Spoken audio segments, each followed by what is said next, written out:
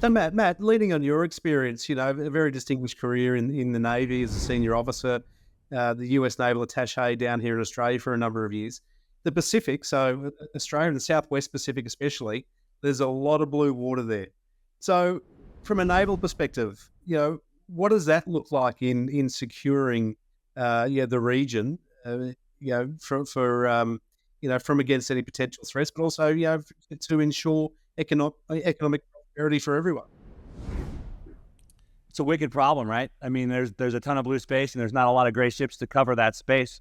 Our current industrial base is pretty weak, and we're not building ships near fast enough to go ahead and cover that space. So that means the relationships with Australia and the UK for like AUKUS is even that much more important, because we need that coverage. We need folks there covering that space because, John mentioned 60% of the world's trade comes through there. And, I think the number goes higher as you move up towards like through the Straits of Malacca and stuff like that. And all of that needs to be secured, right?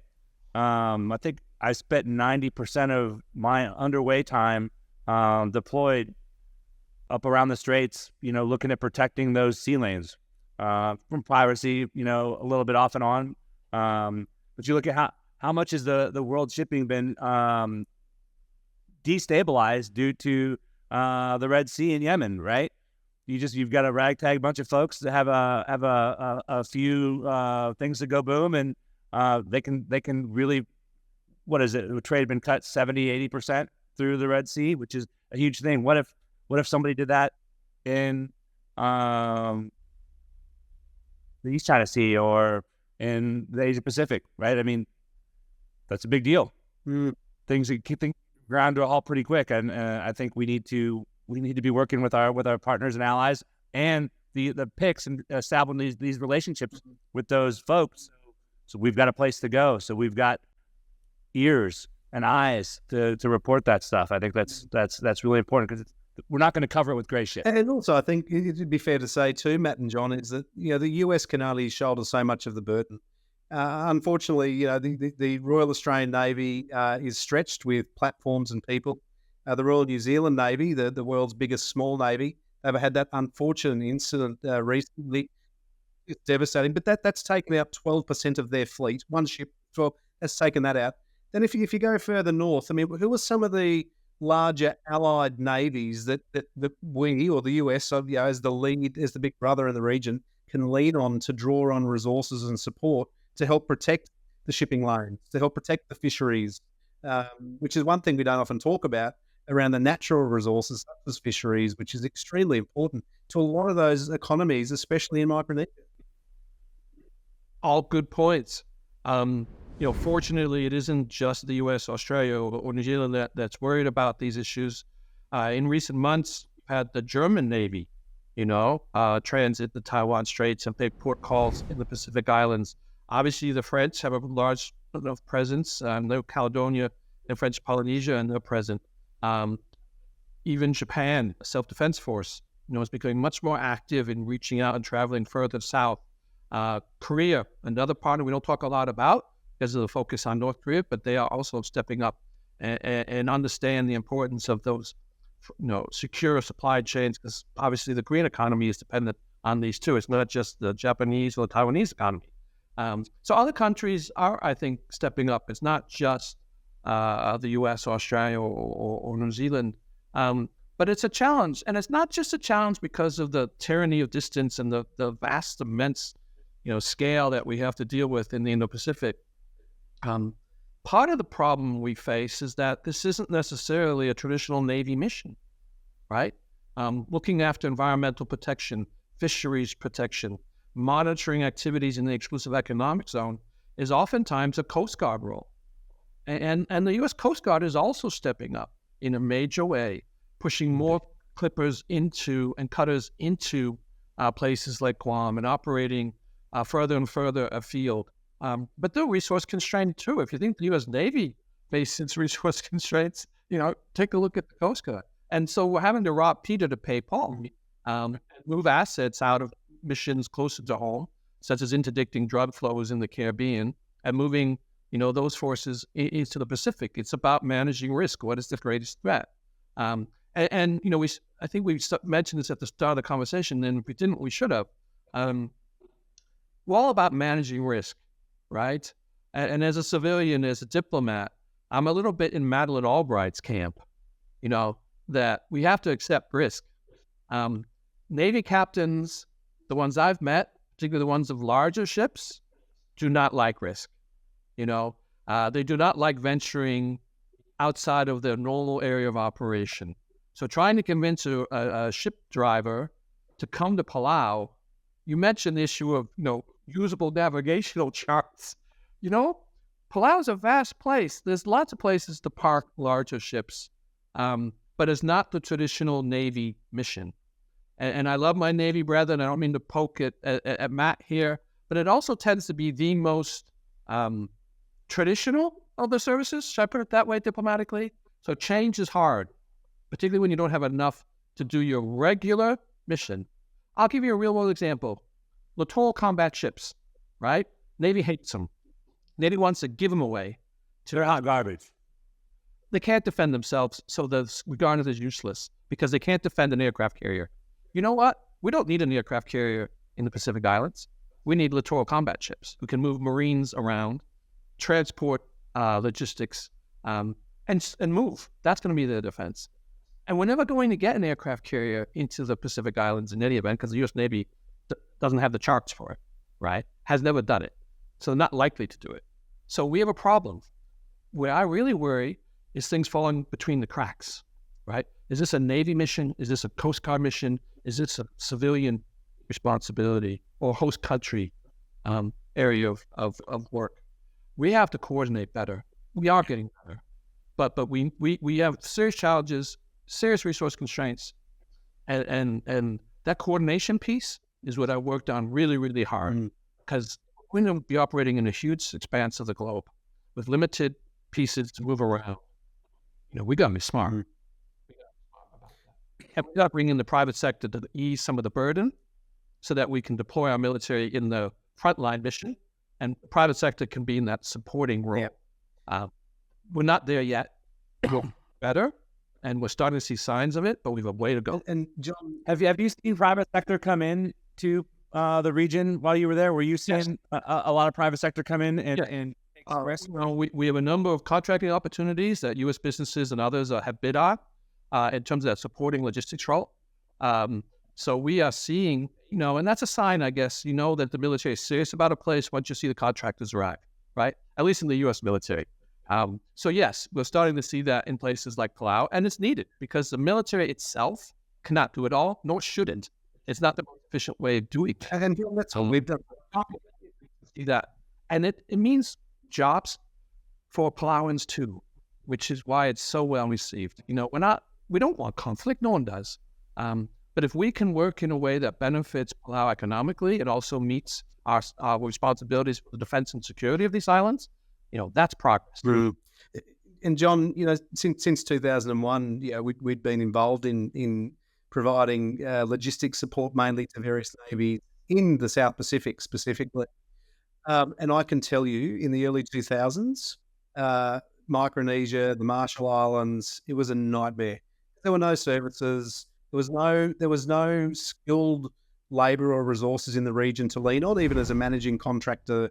You have to pull resources unless you have a base there that you invest in, and that's everything from barges to fuel, food, and then you go back as well. Then you look at, for example, supplying food that has to be from a US vet approved supplier. There's not many of those in the region, and then that if they're not in the region, then that drives the cost up significantly. We did a job in New Guinea for the MIA POW Joint Pacific Accounting Command. One particular job where the Coca-Cola factory in New Guinea had just lost its certification to supply water to New Guinea like 3 days before. So we scrambled looking to get product out of Australia. The US ended up just flying in a C-17 from Hawaii full of water because they said, look, it's just easier if we do this. The cost that has on the taxpayer, and there was nothing wrong with the water. It's just that it's the US vet the auditors couldn't get there in time. So when you talk about these sorts of challenges in remote, austere locations to provide logistics support, not just to the US, but to the Australians, the Kiwis, the Vietnamese, the Indians, whoever is going to that particular region, like we were speaking about earlier, if the focus on building enduring local and sovereign capability in those regions, and everyone wants. I think it's incremental, right? One size, unfortunately, won't fit all. The pace of, development and infrastructure improvements varies across the Pacific. In some places, it's more advanced than others. But also, I think we get hung up on our own rules and regulations, right? We've moved away from being expeditionary, right?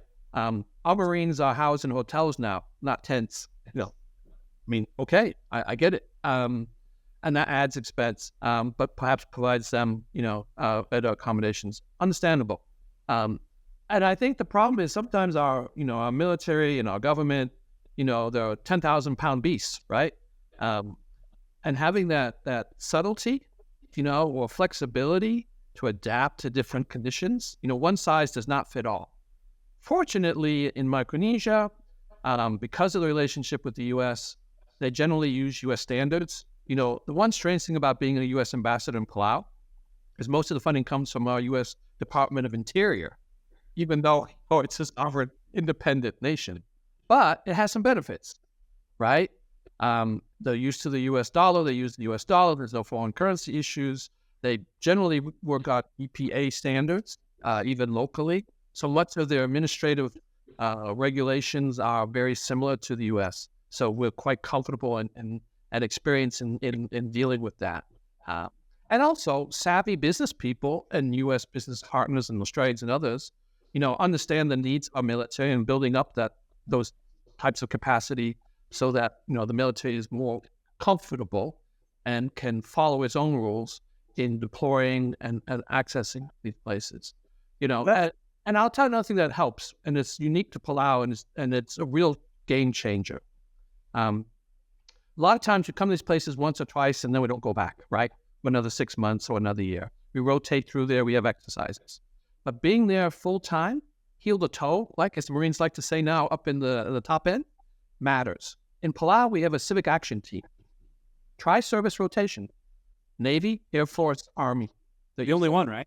Only one in the world. Yeah. Dates to World War II. Used to have one in every single Pacific island country. We only have one left in Palau. And over my, dead body, were we ever going to give it up? Why? Because they're there all the time. They have all the connections you need. They understand, there's a real value to local knowledge. They are plug and play. Any of our military can come in and use their, base, their camp, their facilities, use their expertise, use their knowledge. They already have the relationships. They already have the partnerships. They already understand which agency is responsible for what in the Palau government to get X, Y, or Z done. Having that capability, it's budget dust, in terms of the DoD budget. It's, 30 civil engineers who get the training they need, gets the in-country, in-region experience that's so important. And they're there every single day. And that is the key differentiator. I totally agree. But I think it's probably a bridge too far short term to get military folks there. But where I think this is where another place I think we can bring, private equity and, there's companies out there like Sargon Heinrichs College, right? Or KVG. These folks that go into these, austere environments and they set up services and they specialize in hiring locals and teaching them what they don't know, if they don't already know it, how to do that. And they keep those contacts there and their boots on the ground there. And when they have to flex, they go there, they activate their teams, and they're able to move and to spread that logistics hub or set up those services in those austere locations. I think those in Palau, the U.S. Navy has a hard enough time building ships, let alone upgrading ports, right? We've learned in the Philippines how to bring in the private sector in terms of Subic Bay in a meaningful way. In Palau, on a much smaller scale, we're doing the same. There's private sector companies, logistics and construction-based companies that understand the needs of the Navy to have some wharf improvements, some warehousing, other activity that the Navy can't do, or not at least economically. But the private sector can come in, win the contract, improve, lengthen the wharf, improve the port systems, and the Navy then can access these places. That's what's taking place in Palau right now. It also means larger commercial shipping can use the same facilities. It means, more connectivity between Palau economy and the global economy. It's the benefits are multiple for all of us. And the private sector and companies are playing a really, really key role that the government of Palau can't do. The private sector in Palau is partnering with these companies to get the job done. And that is the model, I think, that we need to see replicated in a lot of places across the Pacific. It's a successful one. John and Matt, Nauru was in a very similar spot when we faced an issue back in 2012 and 13 here in Australia with people seeking asylum in Australia. The government set up a facility on Manus Island in Nauru. Wharf in Nauru needed full remediation. We went and set up water treatment plants and temporary warehousing while temporary facilities were built for asylum seekers. Challenge that we faced, the Australian government weren't allowed to negotiate with the landowners to place the water treatment plants or the warehousing on their site. So they connected with the contractor to negotiate with the landowner.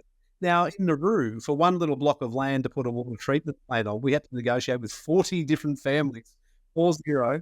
And some of them were based in Hawaii, some were in other Pacific countries. It was a task. It was such a mammoth task.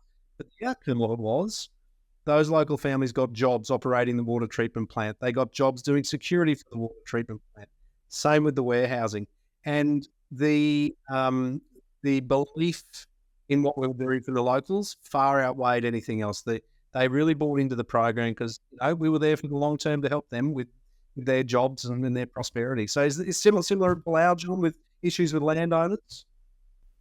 It is, and I think it's understandable. In small island nations, land is your most valuable resource, right? Because you don't have enough of it. Most of these societies are very traditional, right? And so they divide the plots into ever smaller areas. The role of the traditional leaders, chiefs and others, have a significant say. And then, of course, you have the legal structure aside or on top of these traditional arrangements. Yes, it takes time. I can't tell you how many what we call town halls we had to do in a number of locations. One particular issue was Peleliu. It's in the news now because it's the anniversary of the battle in World War II. But it has an airstrip, right, that we're renovating and extending. Has benefits to the people in Peleliu because if you get sick, a lot quicker to get to the National Hospital in the main island in Koror than by boat, want tourists to come to this remote island, and it's a beautiful place. Easier to get there if you can fly rather than taking, a small boat. So it means, an economic dividend, modest as it is for the small community in Peleliu. For us, it means, again, we can have access. We can assist in the defense and security of Palau in a more, significant way than having to just rely on one airport in Palau. But to get that done took several meetings. And I get it. This is their one resource. They see the U.S. government as Uncle Sam, right? Ching, ching, ching, dollar signs. Understandable. So I never viewed it as mean-spirited or trying to be obstructionist.